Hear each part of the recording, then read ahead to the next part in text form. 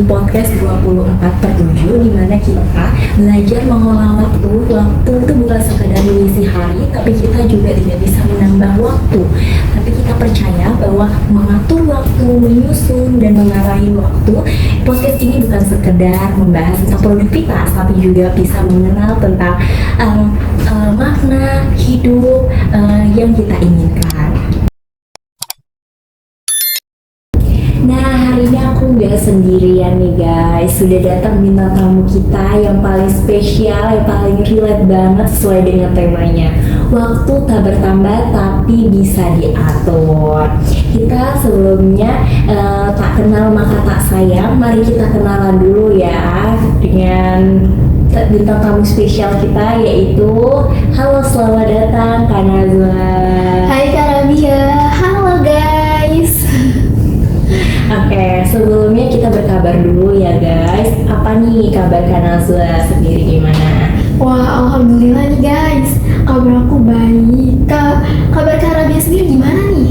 Oke, kabar aku alhamdulillah baik.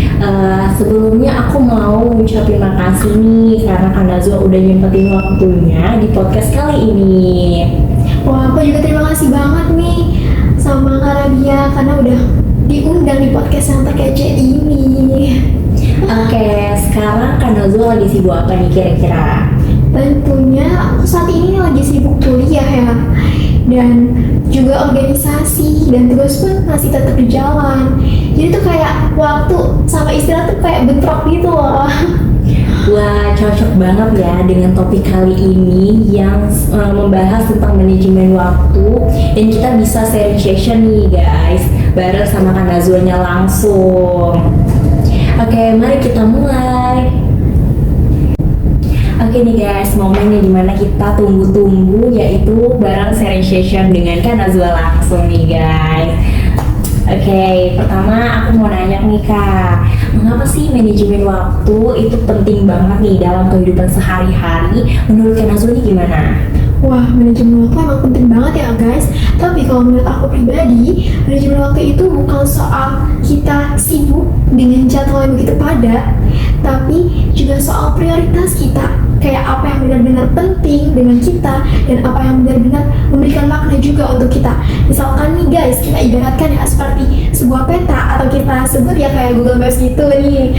Nah, Google Maps apabila kita mau ke suatu daerah nih, ke daerah itu kan kita pasti butuh kayak Google Maps ya guys. Nah, kalau tanpa Google Maps kita bakal nyasar kemana-mana gitu. Nah, sama halnya nih kayak manajemen waktu ini, itu harus pintar-pintar lah kita dalam mengatur waktunya agar semua kayak halnya tugasnya tuh nggak bentrok, nggak berantakan, malah justru akan terstruktur dengan baik itu. Dan tentunya juga dengan manajemen waktu ini kita harus bisa fokus ngatur waktunya dan hidup kita jalaninnya dengan enjoy guys. Gitu sih menurut aku. Iya benar banget ya guys. Jadi manajemen waktu ini bukan hanya soal padatnya jadwal, tapi Betul juga banget. lebih memprioritaskan bagaimana nih kita harus menikmati hidup dengan produktif. Betul banget guys. Oke, aku lanjut ya Kak. Aku mau nanya nih, teknik atau metode apa nih yang Kakak lakukan atau yang paling efektif untuk meningkatkan manajemen waktu nih Kak? Wah, kalau dari aku sih ya, aku tuh pakai dan nerapin teknik Pomodoro. Dari kalian pernah dengar nggak sih teknik Pomodoro itu apa? Iya, apa tuh Kak? Jadi tuh teknik Pomodoro, aku terapin tuh 25 menitnya itu kita fokus ngelakuin aktivitas kita, kerjaan kita, dan 5 menitnya itu kita istirahat dulu nih, ada jeda waktunya gitu. Dan juga aku ngebuat to-do list harian gitu loh, untuk catatan kegiatan aku hari ini, entah hari esok dan selanjutnya gitu. Jadi supaya emang terstruktur juga ya dari to-do list itu dengan apa yang kita lakuin hari ini, hari esok, dan kemudian selanjutnya gitu. Iya bener banget ya guys. Jadi Kakak Nazwa langsung nerapin namanya teknik Pomodoro, yaitu yang harus fokus 25 menit dan istirahat 5 menit. Betul guys. Jadi agar membantu kita tidak hanya kesibukan tapi tetap harus produktif ya guys ya. Jangan lupa produktif, harus menjalaninya ya guys Betul ya. banget. Dan bagi kalian, mau apapun itu tekniknya Pomodoro atau Matrix ataupun lainnya, itu senyaman kalian aja untuk ngelakuin teknik manajemen waktunya ya guys. Iya benar. Yang penting kita produktif ya. Betul, betul banget. Benar. Apa nih peran teknologi dalam membantu Kak Nazwa nih mengelola waktu? Kira-kira apa nih Kak? Untuk peran teknologi nih ya guys, kalau aku saat ini pakai Google Scholar. Kalian pernah dengar nggak sih Google Scholar? Yang untuk cari jurnal itu ya Kak? Betul banget. Itu sering banget sih. Betul banget, itu Iya. ngebantu banget sih. Iya. Apalagi kan kayak buat anak kuliah Iya, kan benar. ngebantu banget Benar gitu. banget. Kayak buat cari jurnal, mau baik itu jurnal internasional, ada artikel ilmiah dan lain sebagainya, itu ngebantu banget sih. Dan juga apalagi AI sekarang semakin benar. canggih banget Iya. dan banyak banget sih pastinya, terutama nih Gen Z pasti pada banyak AI nih Iya, makanya benar banget sih. wah Karena apa aja sudah simpel banget ya. betul, dari AI itu semua udah keluar Iya, ya, kita benar. minta ide langsung Iya, keluar semua kan. karena terlalu banyak fitur-fiturnya Betul. yang beraneka ragam ya guys. Tapi di balik teknologi itu semua, kita harus pintar-pintar dalam mengelolanya, dalam menggunakannya. Kita harus bijak juga ya guys dalam menggunakannya untuk hal-hal yang positif nih. Iya benar banget sih guys, karena kalau misalnya kita cari yang lain-lain itu udah kayak merusak banget ya. Betul banget. Bukan yang jadi bukan teknologi yang semakin canggih ini kita bukan dapat yang positif, tapi tau-taunya ada juga deh dapat negatifnya. Tapi Betul. harus pandai-pandai kita Betul, harus mengatasinya pintar-pintar guys. dan bijak memakai teknologinya ya guys. Iya benar banget. Oke, next ya Kak. Bagaimana nih Kak Nazwa dalam prokrastinasi?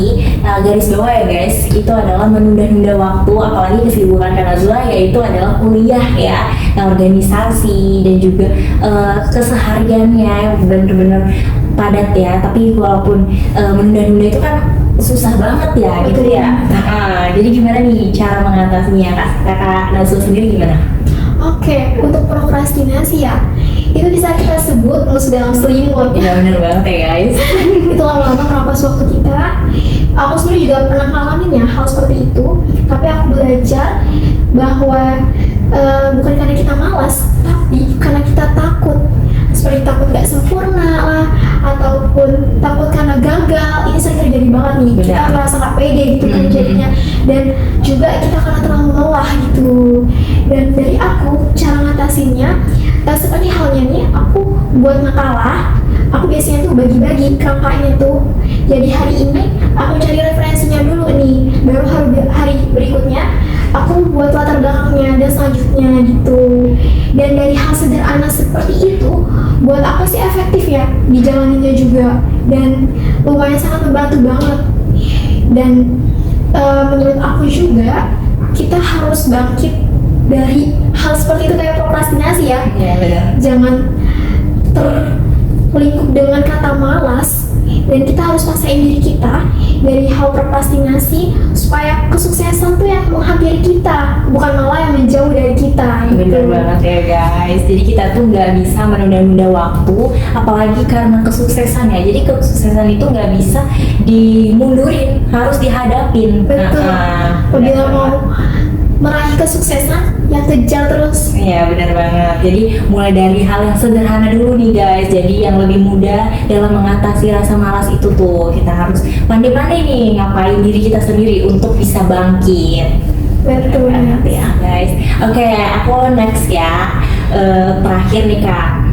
Apa nih tips Kak Nazwa nih dalam menjaga keseimbangan antara kuliah dan kehidupan pribadi Kakak sendiri? Oke, tips dari aku nih. Ini karena pertanyaan terakhir nih Iya guys. bener banget ya guys. Oke, tipsnya sebenarnya tuh aku juga masih susah dalam ngatur waktunya nih, apalagi ada tugas kuliah, terus organisasi, sama kerjaan rumah juga nih, tuh susah banget gitu kalau bersamaan. Nah, kalau dari aku, kayak aku terapin ke diri aku juga tegasin untuk disiplin sama waktu.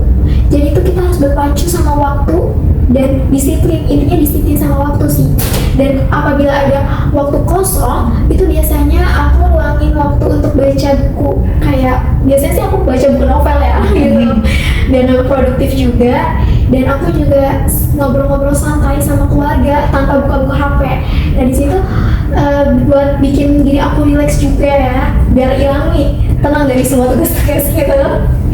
Dan dengan cara itu buat diri aku enjoy juga tentunya, dan kita kembali lagi nih ke rutinitas kita, lakuin produktivitas lagi nih. Kalau kita ngambil waktu untuk diri kita sendiri kadang suka ngerasa bersalah ya guys, kayak egois gitu. Jadi diri kita memang butuh waktu jeda untuk istirahat.